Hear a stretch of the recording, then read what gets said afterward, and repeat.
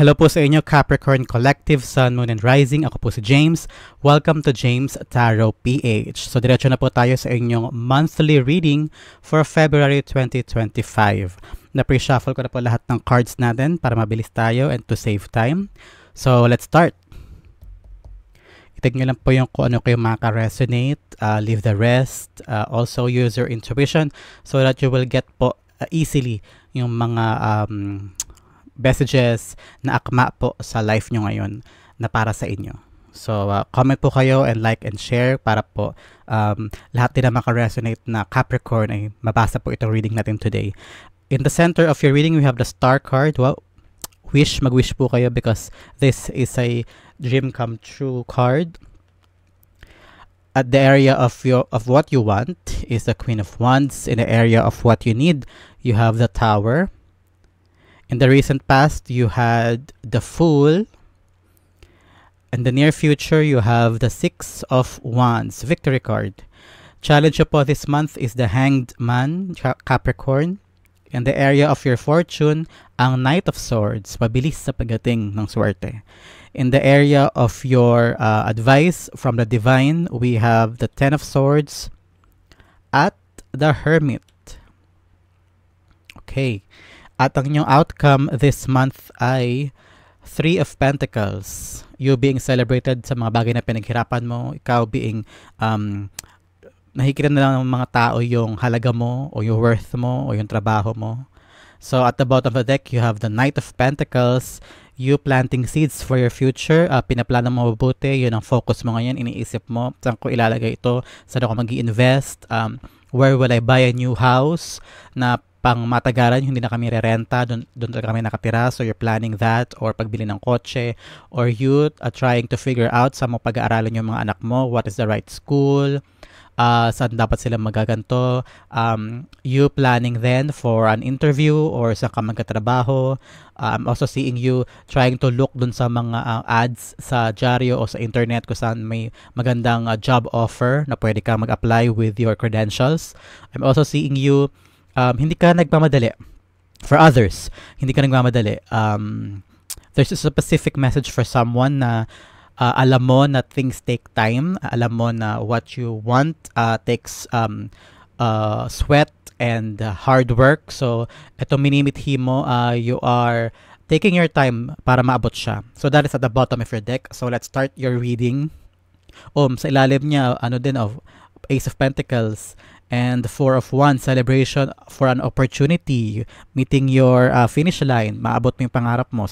That's a bottom siya ng iyong deck. At the center, at the heart of your reading, we have the Star, wish come true.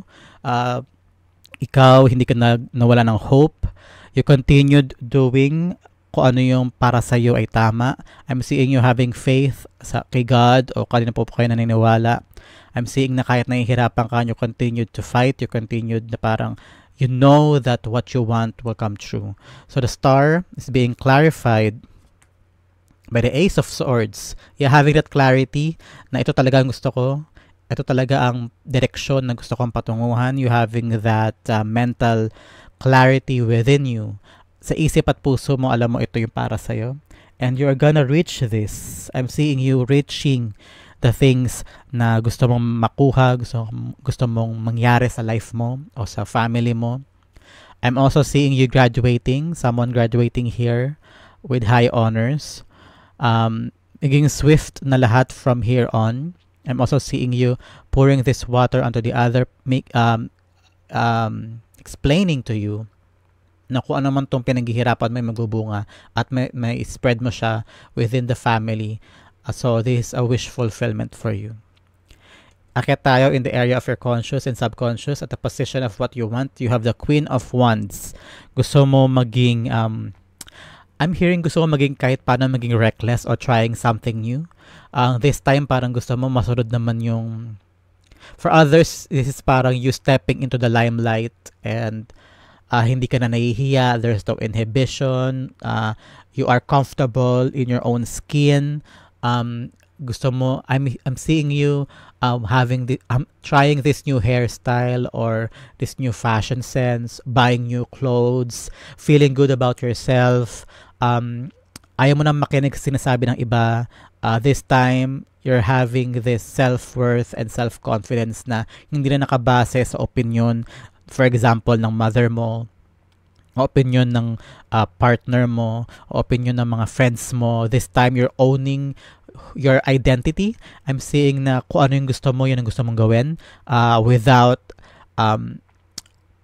without the weight of other people's opinions and other people's criticism of yours. Okay, the Queen of Wands is being clarified by the Four of Cups. Yeah, sina-search mo talaga yon, yung parang bubuo sa sayo. Parang something na parang this time, ako naman, this time, ayoko na nung mga bagay na sinasabi sa akin dati o ginagawa ko before. This time, you are shining on this new cup na magpapa-enlighten sa'yo. You're coming out of your shell. Yun ang nakita ko, you're coming out of your shell. You want something new. You want parang spice up sa buhay mo. Parang there's lacking kasi nararamdaman mo eh. Pero you realize ikaw ang mag-start ng changes na yun in order for things to come to you. Rainbows, colors, alam mo yun, yung parang this brand new adventure or brand new endeavor na gusto mo makuha, it starts with you. And you realize that. In the area of what you need, so this is what you want, ito ang need. You need changes. You need changes in a lot of things, whether in your habit or whether how you perceive yourself or whether how you look. Like I've said kanina, parang gusto mong mag-parlor, gusto mong change yung hairstyle. I'm also seeing changing your habit, whether or not procrastination, baguhin mo yun, baguhin mo rin yung I'm seeing you changing the atmosphere within the dynamic sa katrabaho mo. Parang you're putting boundaries, and this time yung changes na gusto mo, it will drastically change also yung trajectory ng mga bagay sa buhay mo. It will give you more swerte kung babaguhin mo yung mga toxicity na before parang ini-ignore mo lang, and now you're planning na parang you need changes. Parang, teka, hindi na to tama. I need changes. So, yung change na naiisip mo pa lang pero you don't want to act on it, ito na yun. The Tower is here for you saying that, yes, you need that change. So, the Tower is being clarified by the by the world. I always see the world as the wheel of fortune kasi para silang bilog, but also it's about swerte and you having that success. So this Tower is all about you changing everything in your life, a new life cycle, new you. Like I said, it's all about you changing this look mo eh. And also coming out of your shell because you're on your own bubble and coming out of that bubble, of that shell. The new you, is something, the new you. Success, I'm seeing success if you're kind of like skeptic kung mag-work ba to o hindi itong plano mo. It will work because at that yung change na to, tong drastic change na to, it will lead you to a successful result. So don't hesitate and trust that it will be in your favor. At the recent past, you have the Fool. You tried something in the past. You took a risk. You know that it's time for bold choices. Hindi ka man sigurado, hindi mo pa sure kung this decision will lead to a good result, but you take that chance. You took a leap of faith, and everybody was like, ano ba gagawa mo? Sigurado ka ba dyan? Pero sa loob-loob mo, yes, parang you have that courage to do this. So ano tong the Fool card mo? Two of Cups, yeah. Sinunod mo yung tawag sa'yo ng loob-loob mo. Sinunod mo yung feeling mo tamang gawin. You were aligned with your higher self. If it is love, sinunod mo yung tawag na puso mo to take a chance on this someone kahit di ka sigurado kung siya ba yung para sa'yo o if that person's affection for you is real enough or compatible ba kayo. You took a jump on that. You took a chance on that. Sa trabaho naman, you took this new job or this new sideline and parang feeling mo, yes, this is the right decision. And it is because it was a dream come true. Na-enlighten ka into something. It was a brand new feeling for you. So, sa near future, you have this Six of Wands, a card of victory. Everybody's praising you. You're in the limelight, like I've said here, sa Queen of Wands, gusto mo sa limelight, everybody's talking about you because napakagaling mo o you did great about something. I'm also hearing may nabenta ka if you're reaching a quota. Everybody's praising you for reaching that quota. If it is about school, kung estudyante ka, a graduation, or you're an honor roll, or you won something about an extracurricular, or for others, it's about you completing a task and everybody's parang bilib na bilib sa'yo because you did it and in flying colors. So, this is a victory. Congratulations kung ano man po itong victory na to. If it resonates, sure, in the future, it will come to you, near future, weeks, basta full February, Capricorn, it will be yours, a victory in any area in your life kung ano po makaka-resonate sa inyo. So, the Six of Wands being clarified by the Tower.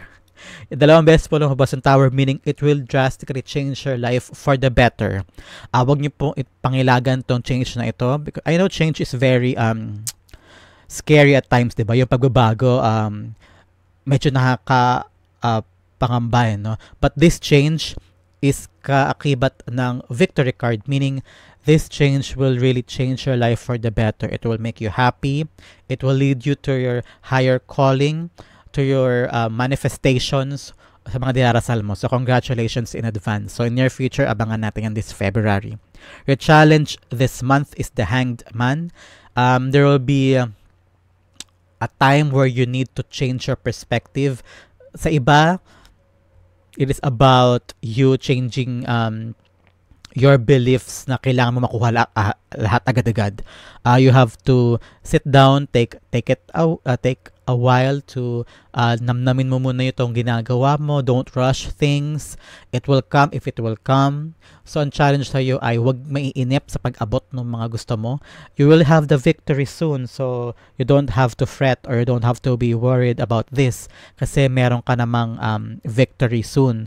Now is the time for you na huwag kang ma-distract then because the Hanged Man is having this enlightened mind na makukuha niyo yung mga gusto niyo makuha.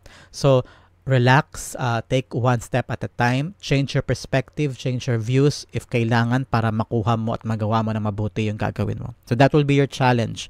So you should work on it para makuha mo yung result mo na victory. So the Hanged Man is being clarified by the Ten of Pentacles. Choose to wait for the bigger things. Huwag kang basta-basta magdesisyon sa mga bagay na panandalian. Lagi mong isipin a greater good. Kung halimbawa sa trabaho, may nakaalitan ka or may delay, think na, teka, hindi ako pwedeng mag-retaliate dito, hindi ako pwedeng basta-basta lang mag-react because I need to think of the future of my family. So, you're thinking about the stability of your future, pang matagalan. So, make sure na kung ano man yung decision mo, make sure that it will be sound and good. Not just because kailangan mo siya now or you're obligated to do this now, but because alam mo na pang matagalan and for the future of your family, for your legacy, you have to really tread this very carefully. Kailangan mo maging maingat dito. Take one step at a time. Huwag ka basta-basta mag-desisyon. Yun yung challenge sa'yo this month. Bago mag-desisyon, pag-isipang mabuti kasi maapektuhan yan yung future o yung balak mo o plan mo ng pangmatagalan. So, be careful on planning things and in your actions. In the area naman of your fortune, we have the Knight of Swords. May swerteng darating sa'yo na mabilisan, whether a lock or an offer or a new sideline. I'm hearing good news na mabilis na darating sa'yo. Check your emails, wait for that phone call kung may hinihintay kang phone call. If this is about a application, it will come to you fast. I'm seeing you saying yes agad-agad. I'm seeing you grabbing the opportunity while it's there. So that fortune, hindi ka malalagpasan itong opportunity na to kasi nasa area siya ng good fortune o kaswertihan mo. So, congratulations, grab that opportunity agad-agad because, you know, there are a lot of people waiting also for that opportunity. So, i-grab mo yan pag dumating. So, lumabas as a confirmation is a Devil card. Don't be alarmed. Pag sinabing the Devil card, it's also about your deepest desires. So, kapag dumating to mga bagay na talaga matagal mong minimithi, since nasa position siya ng good fortune, grab it because it will come to you very swiftly this February. In the area of your advice, you have the Ten of Swords and the Hermit. You having this a realization and confirmation to yourself na kung ano yung nangyari in the past, tapos na yun.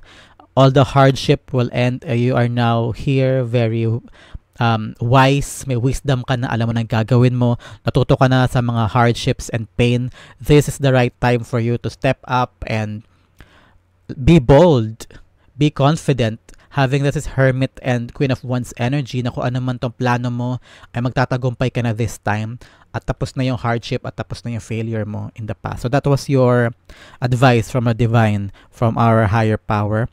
So the Ten of Swords is being clarified by the Six of Pentacles. You've given your all. Hindi ka man nasuklian ng mga paghihirap and hardship mo from someone or from the things na ginawa mo before. Know that tapos na yun. Now you're reaping the rewards na kailangan mo. Handa ka na to take on a new challenge. Take that leap of faith.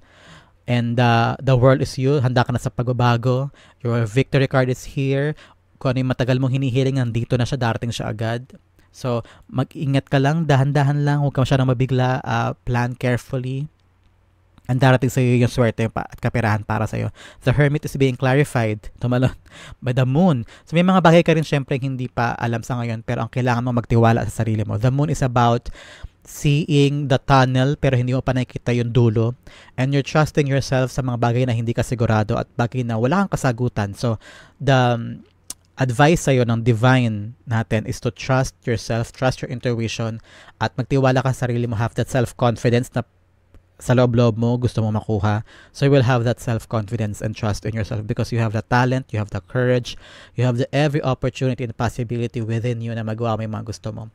So before we get to our outcome for the whole month of February na Three of Pentacles, let's have additional messages from the Oracle cards. We have the Bat Spirit. Kung nakita po kayo ng bats anywhere, whether picture or personal, this is a card confirmation for you. The number is number 5. Kung mahalaga po sa inyo number 5. Kung birthday mo yung number 5, this is for you. Bat Spirit, a rebirth is assured. Akmang-akma siya dito sa tower, dalawang beses sa tower, sa the world, rebirth, parang nagbabagong buhay ka, you're changing things for you. May Queen of Wands, being bold, having that self-confidence. Four of Cups, entering something new, victory, tower. The Moon, you're going there. Ten of Swords, rebirth ito. Tapos na yung hardship, may bagong buhay ka na. Full, pupunta ka sa bagong, I'm seeing you having this. Ang sarap makita pag synchronized yung messages ng reading for a certain sign. So, rebirth. Congratulations. Another message is a time to give rather than take. Six of Pentacles. You've given so much. Alam mo, tapos na yun. Time na ngayon para ikaw naman ang kumubra. So, tama yung sinabi ko dito sa yung divine advice.